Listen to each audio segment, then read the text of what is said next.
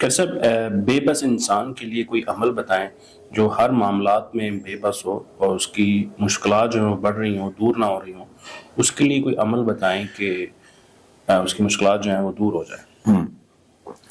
عدنان بھائی، سب سے پہلے تو یہ ہے کہ ایک انسان جس کو کوئی راستہ نہیں نظر آ رہا جی، اور بے بسی کی انتہا ہے کہ میں کدھر جاؤں، کیا کروں، کوئی اندھیرا ہے ہر طرف، ایسے بندے کے لیے اللہ کے نبی صلی اللہ علیہ وسلم نے کچھ چیزیں بتائی ہیں۔ ان کے ذریعے سے اگر وہ اللہ سے کچھ بھی مانگے گا تو اللہ اس کی مراد کو پورا ضرور کریں گے۔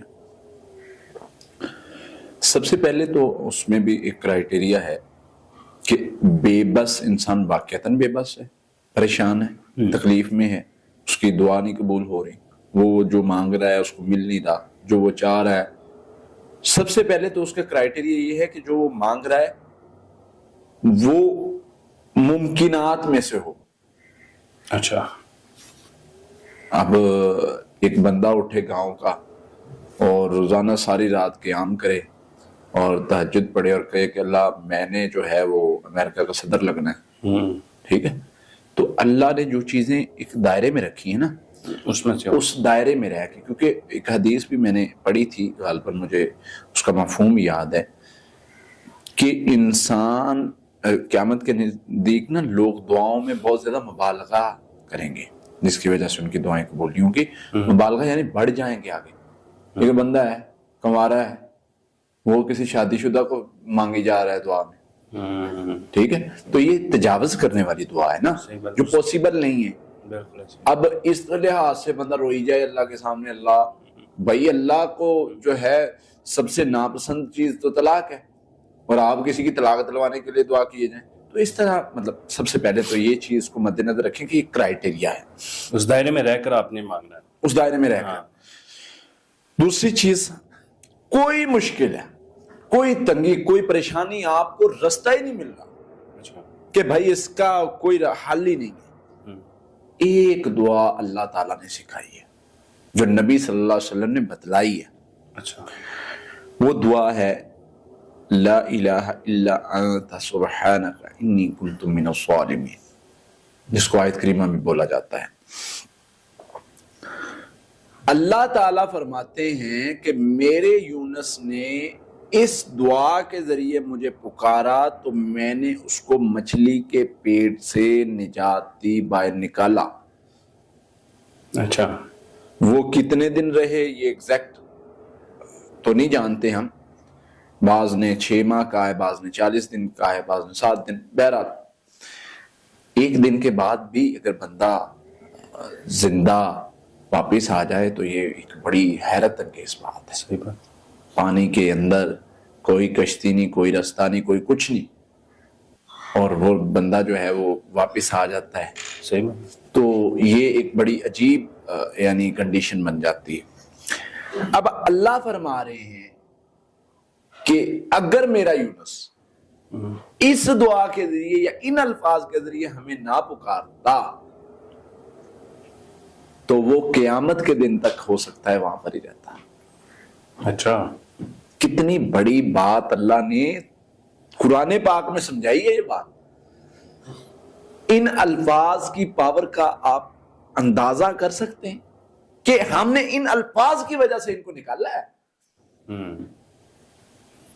اگر ان الفاظ کے ذریعے ہمیں نہ پکارتا تو قیامت کے دن تک ہم نہیں نکالتے۔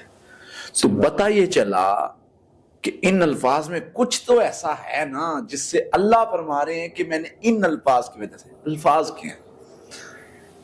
لا الہ الا انت سبحانک، پہلے اپنی ندامت ہر چیز کو جو ہے وہ ایک سائڈ پہ کر دیا، اللہ کی توحید پر، جو اللہ کو اس جہان میں کائنات میں سب سے پیارا جملہ ہے وہ ہے لا الہ الا اللہ۔ اللہ کی توحید پر کوئی کمپرومائز نہیں، یہ اللہ کو سب سے زیادہ پیارا جملہ ہے۔ اللہ فرما رہے ہیں یہ سکھایا گیا نا، اب بندہ پڑھ رہا ہے لا الہ الا انت، اللہ کوئی الہ نہیں، کوئی معبود نہیں، کوئی مسجود نہیں، کوئی داتا نہیں، کوئی بگڑی بنانے والا نہیں، کسی سے میں مدد نہیں مانگتا، کسی سے میں دعا نہیں مانگتا، الا انت، ساری چیزوں کا انکار کر کے کہتا ہے مگر تو یہ ہے۔ اب اللہ کو اتنے لاڈ پیار سے بندہ کہے تو اللہ بندے کی طرف متوجہ ہوتے ہیں۔ بے شک۔ ہاں کیا چاہیے؟ سبحانک، تو پاک ہے۔ اللہ کہتے بندے مانگ، کیا چاہیے؟ انی کنت من الظالمین، اللہ میں تو گناہ گاروں میں سے، ظالموں میں سے، غلطی کرنے والوں میں سے ہوں۔ وہ بندے تجھے چاہیے کیا؟ پھر یہ پڑھ رہا ہے۔ یہ جب محبت کے ساتھ پڑھنا ہوتا ہے نا، بڑی طاقت رکھتا ہے۔ اکثر میرے استاد محترم کہا کرتے تھے، اللہ انہیں غریب کی رحمت فرمائے، کہ پتر عمل تولے جانے نے، گنے نہیں جانے۔ صحیح بات ہے۔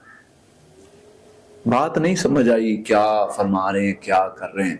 ہمیں تو گنتی پوری کرنی ہوتی تھی کہ 1000 مرتبہ آیت کریمہ پڑھنا ہے، 1000 مرتبہ استغفر اللہ پڑھنا ہے۔